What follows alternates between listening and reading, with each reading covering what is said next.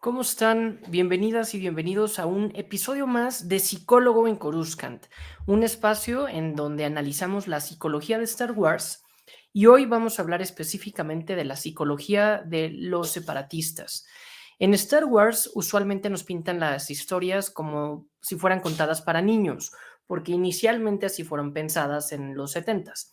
Y era muy lógico el planteamiento original con la trilogía original de el imperio son los malos, la alianza rebelde son los buenos. Pero bueno, conforme ha ido avanzando el entendimiento colectivo y el desarrollo de toda la historia alrededor de Star Wars, hemos visto que no todo es blanco y negro. Evidentemente, el imperio seguirá siendo negro, seguirá siendo oscuro, pero vemos esta lógica, sobre todo con Andor, que existe de, pues bueno, vamos a llevar control, vamos a llevar orden, un mensaje totalmente manipulado, un discurso político muy barato, pero que más allá de esta máscara totalmente maquiavélica de Palpatine, difícil de comprar, que pueda haber algo de bondad, vemos cómo esto permea a cierto nivel que la gente se lo compra, principalmente la gente que sirve y trabaja al imperio y que no le queda otra oportunidad. Entonces, lo mismo ha pasado con la Orden Jedi, que antes era, pues son los buenos, pero después vemos si está un poco más corrompido el consejo, si eran más reservados en torno a las emociones, si estaban cegados, y si era necesario que se destruyera la Orden Jedi y la profecía del elegido hacía sentido un poco hacia dónde fue todo esto. Hoy vamos a hablar de otro estado, otra línea temporal de Star Wars, que son las guerras clon, en donde pues la República es este estado inicial que todo marcha bien y pues encontramos que son los separatistas quienes tienen esta guerra para quererse separar y pues pareciera que son los malos porque pues están encabezados por Darth Sidious, ¿no? Que nadie sabe que es Palpatine, de hecho nadie sabe siquiera que existe, por Darth Tyrannus, que es Dooku, por Grievous, que es un cyborg, por, no sé, todo su ejército son droides, y pues cuesta que alguien que vio únicamente las precuelas pudiera decir, pues bueno, hay algo de bondad en ellos, ¿no? Es muy hollywoodesco, es muy radical de los buenos y los malos, y pues la república, la democracia, el gobierno, los Jedi, pero cada vez más hemos ido profundizando un poco más en los claros oscuros. Lo hemos hecho mucho de la Alianza Rebelde y también estos claros oscuros, por ejemplo, con So Guerrera, que es tan radical y que nos hace preguntarnos, ¿realmente el fin justifica los medios? Y está bien que estás luchando por una causa positiva como es tener tu propia libertad, pero pues está siendo extremista, está siendo terrorista y por eso es que So Guerrera es tan controversial con Luten Rael, con Mon Mothma, o con otros rebeldes que son mucho más heroicos. Lo mismo pasa con la República y con los separatistas. Y eso lo sabemos ahora recientemente, sobre todo porque salió Tales of the Jedi. Entonces, ¿cuál es el planteamiento inicial de esta historia? Pues lo sabemos, es en las guerras clon y empieza contada las precuelas un poco como empiezan las películas de terror. Sé que ahora, si lo están viendo recién lanzado este capítulo, está Halloween y Día de Muertos, como pueden ver, mi t-shirt es de Día de Muertos de Star Wars, no, yo soy mexicano, pero sobre todo empieza las precuelas con el típico planteamiento de una película de terror. ¿Cuál es ese? Todo está bien, la gente es feliz, fluye, ¿no? Fluye la república, la democracia, años que llevaba la galaxia en paz, muy parecido a las historias de terror, y de repente surge una amenaza y esa amenaza es lo que trae todo lo negativo y al destruir la amenaza regresaremos a la paz, ¿no? Ese es el planteamiento de cualquier película, thriller que podemos encontrar de terror y ese es el planteamiento de las precuelas. Evidentemente es todo lo contrario lo que pasa en las precuelas porque no funciona así, ¿no? No es de que, bueno, hay una amenaza fantasma que está oscureciendo la paz de la República, si lo eliminamos, pues ya todo debería marchar mejor, ¿no? Este movimiento de la Federación de Comercio, de Darth Maul, lo que salió en episodio 1, que a mí en lo personal me gusta mucho la perspectiva política en episodio 1, pero sabemos que los diálogos no son los mejores, era presentada como una película para niños y era muy contrastante tener un Jar Jar Binks, tener unas carreras de pods impresionantes y a la par una trama política un poco compleja en el 99. Así somos los fans, siempre queremos más política y nos la dan y no nos encanta, como pasa con Andor. Pero a mí realmente la trama política de las precuelas me gusta bastante y sobre todo cómo se ha venido expandiendo, que nos hace reinterpretar la historia, como puede ser con Guerras Clon, como puede ser con las novelas, como puede ser ahora con Tales of the Jedi. Después nos damos cuenta que no eran elementos aislados los que se querían separar de la República, que eran muchos, y empiezan a unir esfuerzos para separarse de la República. ¿No les suena eso muy parecido a lo que es la Alianza Rebelde y las células rebeldes? Están en Lothal, están en Yavin 4, están en diferentes planetas tratando sus propias insurgencias, ¿no? Los Wookiees, tratando de alzar la voz para que la violencia opresora que los tiene callados no limite sus libertades y decir, bueno, yo quiero mi libertad. Difícilmente alguien que analice la historia de Star Wars, de la original, podría decir que cuesta entender la lógica de los rebeldes. Pero sí muchas veces pasa que puede ser considerado, o no, ni siquiera, voy a reformular, que difícilmente es considerada la perspectiva de los separatistas como una perspectiva que podría ser positiva. ¿Y qué nos ha enseñado sobre todo Tales of the Jedi? Que puede existir una perspectiva muy diferente. Y no solamente Tales of the Jedi, también Clone Wars tuvo diferentes arcos, tanto con Ahsoka como con Padme, que iban a conocer algunos planetas separatistas y se daban cuenta que había algo detrás de razón por la cual ellos querían pelear, más allá de la manipulación de la cabeza. Y ven aquí, esto muchas veces pasa.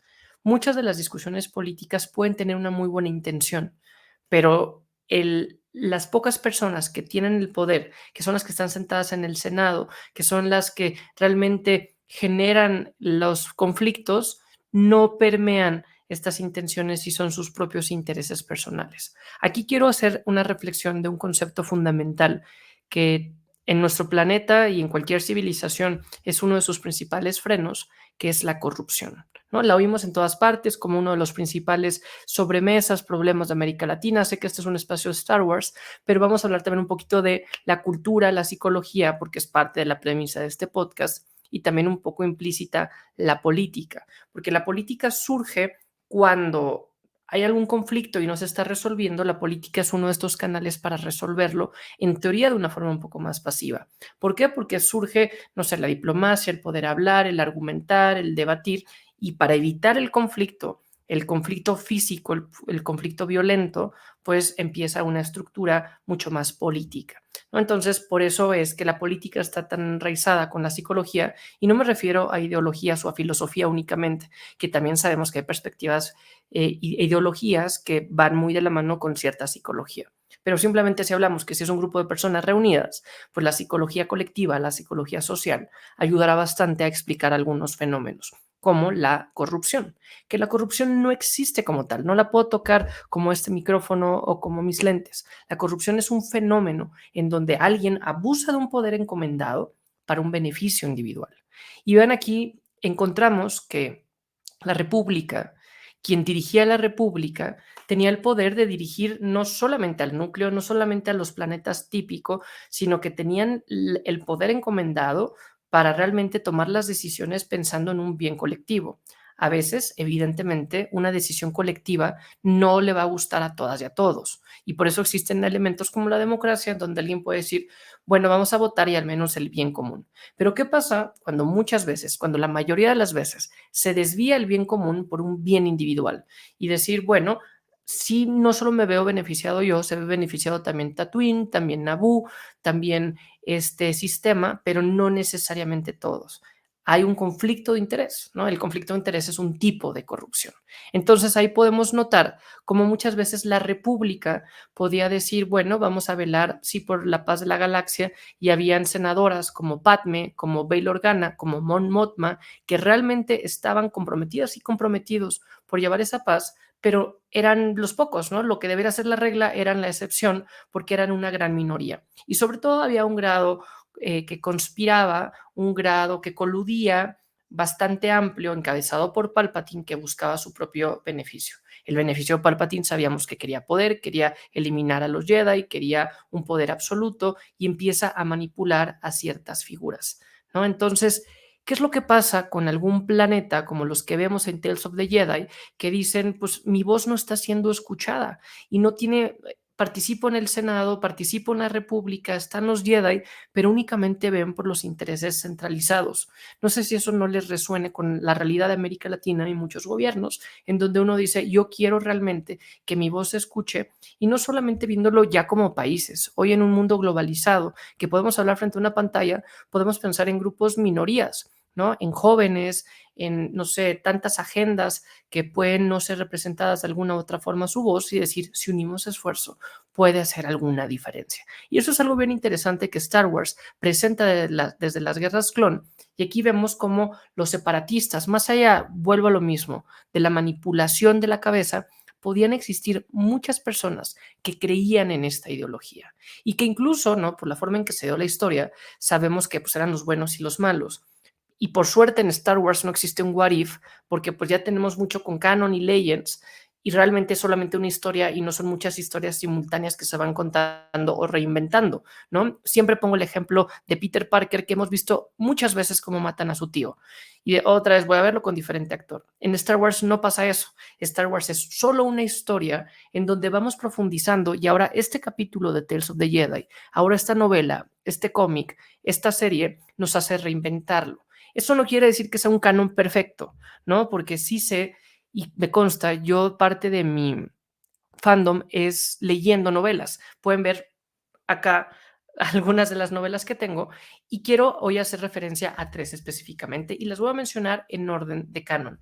El primero es Dooku Jedi Lost. Es un libro bastante amplio, como pueden darse cuenta, pero es que surgió de un audiolibro y está escrito como si fuera un guión. Y aquí a mí me encantó esta novela, yo la leí en inglés, y hablando de inglés, les pido una disculpa que el último capítulo fue en inglés de este episodio, pero tuvimos un invitado extraordinario, alguien que es un autor y escritor de películas y que dirige la fundación de Joseph Campbell, que como saben, Joseph Campbell es este psicólogo que hizo este diseño, este modelo para explicar el viaje del héroe. Si no han visto ese capítulo, les recomiendo que lo vean. Voy a poner acá el enlace, está en inglés, pero pueden poner los subtítulos si eso fuera algún reto. Pero bueno, hablando de Dooku Jedi Lost, aquí se presenta la historia de cómo Dooku desde niño entra a la Orden Jedi y se nota y se va dando cuenta que no todo es color de rosa. Y si me han escuchado en algún otro episodio hablando de esta novela, yo siempre comparo esto con el mundo de Harry Potter, en el sentido que llegan y, no sé, se van a diferentes casas y que se vive todo este ambiente de escuela, tipo internado, en donde existen pues una microcultura, una microsociedad de niños, y pueden existir estos liderazgos, estas personas un poco más heroicas, pero también estos villanos que lo que buscan es su bien individual y sobre todo ser un freno para el camino del héroe, ¿no? Que es una narrativa típica. Y aquí nos encontramos como Dooku viene de un planeta privilegiado, sereno, pero que es olvidado de la galaxia, y se empieza a dar cuenta conforme crece cómo la estructura de la galaxia, la estructura del Orden Jedi está centrada a Coruscant, está centrada a Naboo, está centrada a ciertos planetas, a ciertos poderes, pero que ellos se son olvidados y son como si fueran ciudadanos de segunda, ¿no? Cosa que en nuestro planeta lo encontramos con países, con clases sociales, incluso con género, cuando nos damos cuenta de las discrepancias que existen en un trato diferenciado por roles o por sexo, por si eres hombre o mujer.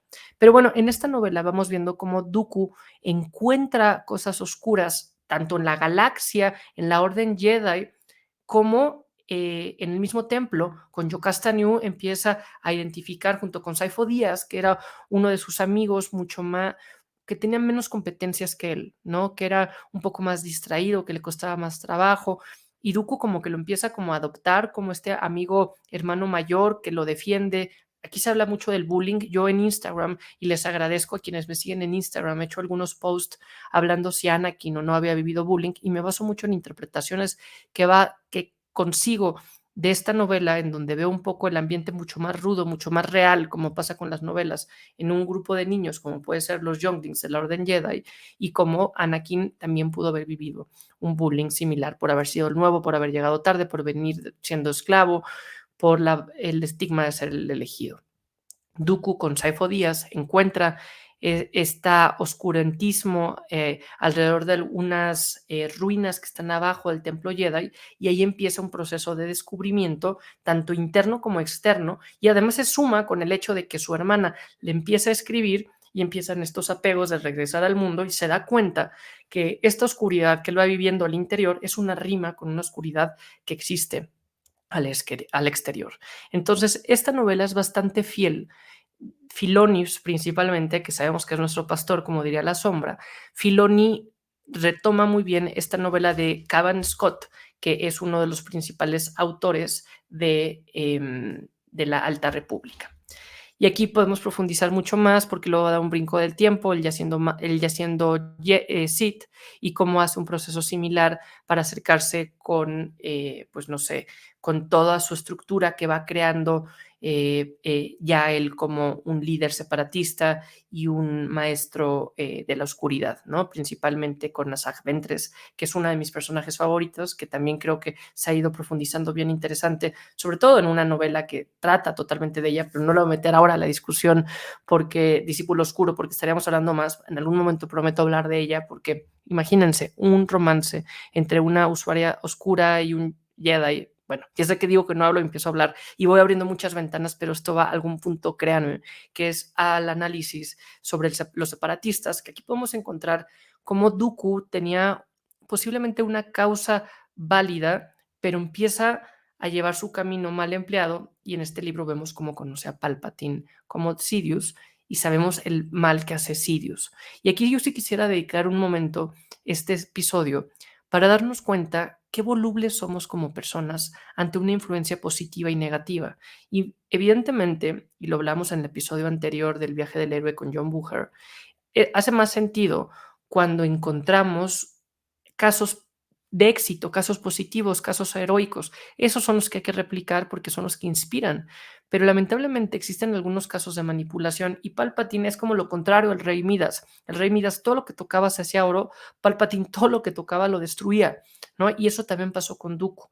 Y no quiere decir que Palpatine era todopoderoso. Vimos, por ejemplo, con Luke que no lo logró. Con Obi-Wan no lo intentó, no directamente, pero no lo lograba, ¿no? Con Ahsoka misma, que seguramente se profundizará un poco.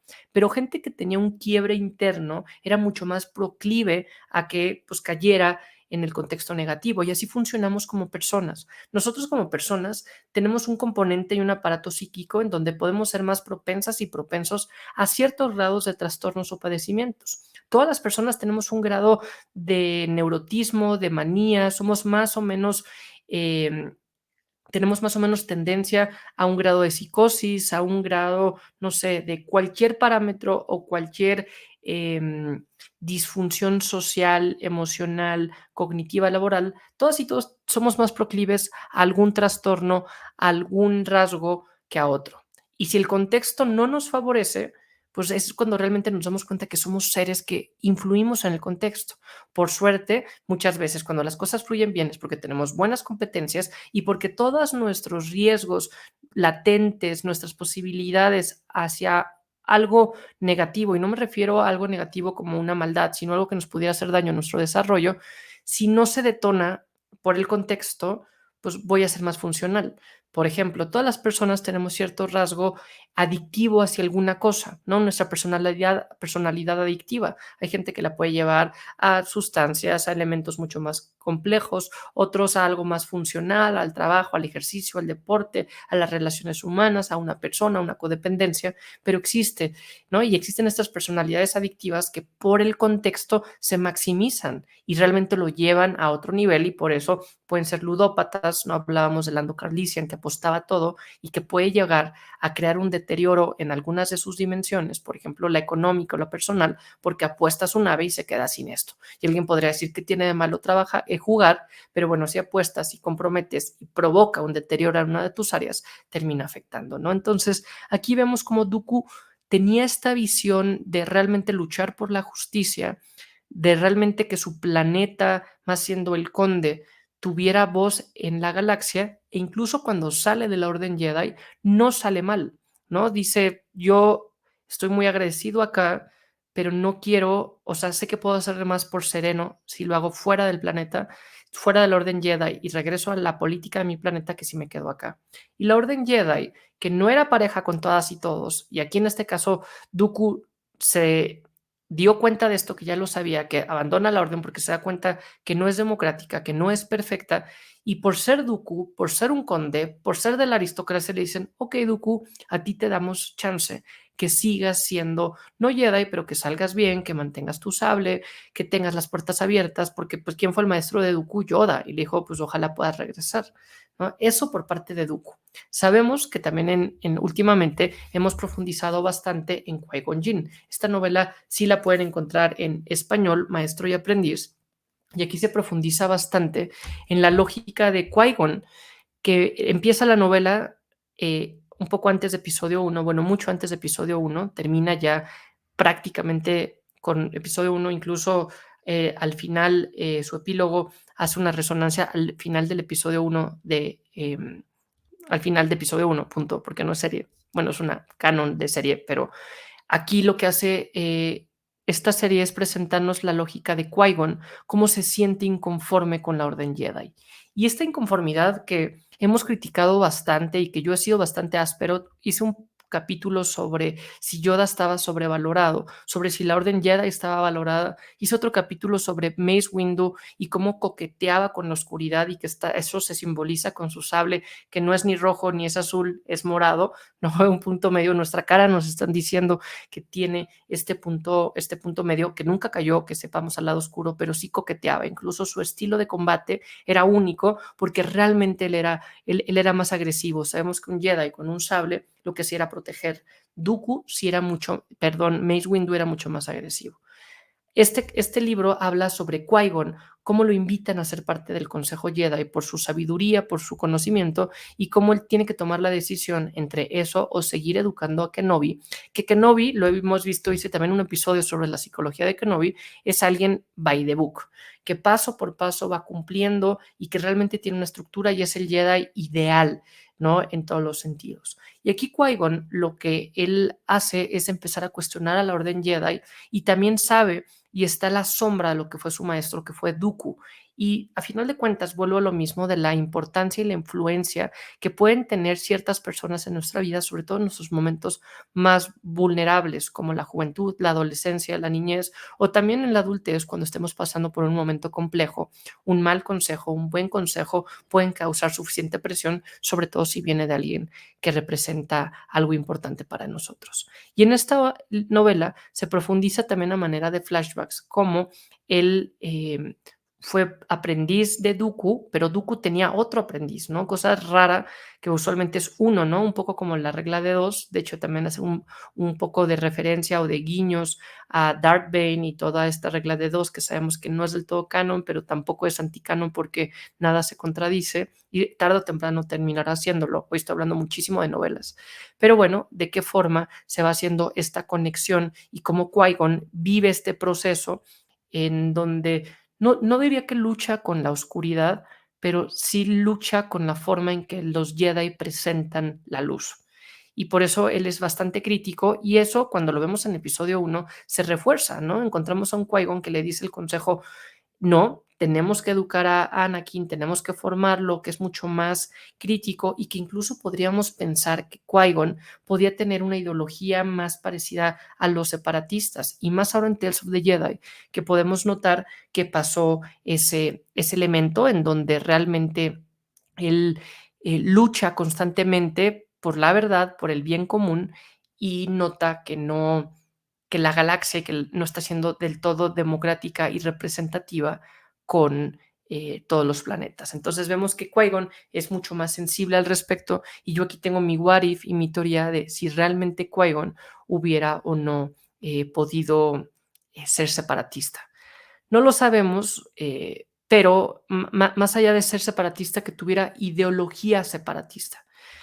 Qui-Gon siempre fue fiel a sus principios y difícilmente podemos creer que se hubiera dejado corromper como lo hicieron los demás, pero quizá hubiera sido un punto, esta pieza, ¿no? Que Palpatine destruyó a la mayoría, pero Qui-Gon era fundamental para que funcionara su movimiento separatista, que él lo pudiera controlar a su forma, porque si no, Qui-Gon quizá hubiera balanceado un poco la lucha, diciendo, bueno, los separatistas tienen esta razón, lo hubiera llevado a un nivel más político y hubiera quitado un poco el poder de Dooku. Sabemos que parte de la razón por la que Dooku termina de caer al lado oscuro es porque matan a Qui-Gon, ¿no? Porque es esta jugada bien estratégica que hace Palpatine para que caiga al lado oscuro. Entonces, las guerras clon como se dieron difícilmente se hubieran dado si hubiera seguido Qui-Gon con vida. Y por otro lado, el camino de Anakin hubiera sido muy diferente porque no hubiera dependido de Kenobi. Y no quiere decir que Kenobi haya sido mal maestro, pero para lo que Anakin necesitaba y como proyectó casi que como impronta Anakin en Qui-Gon la autoridad que él podía reflejar, lo perdió inmediatamente y nunca pudo tener ese nivel de autoridad que Kenobi. Era más un grado de brotherhood, de hermanos. Otra de las novelas, esa la estoy leyendo. Ahora llevo bastante tiempo, antes me tardaba 3 semanas en una novela, pero ahora creando contenido, pues me dedico un poco más a hacer que a recibir. Pero bueno, también estoy escribiendo aquí todas mis reflexiones en mi super libreta de Star Wars. Hoy estoy enseñando un poco acá los libros y quería también enseñarles el de Ahsoka, que ha sido muy controversial en torno a la serie, pero lo dejé ahí y en lugar de bajarlo, bajé uno de Darth Vader que no es canon, que no va a servir para esta discusión. Les pido una disculpa por eso. Haré otro episodio de Ahsoka próximamente, es una señal.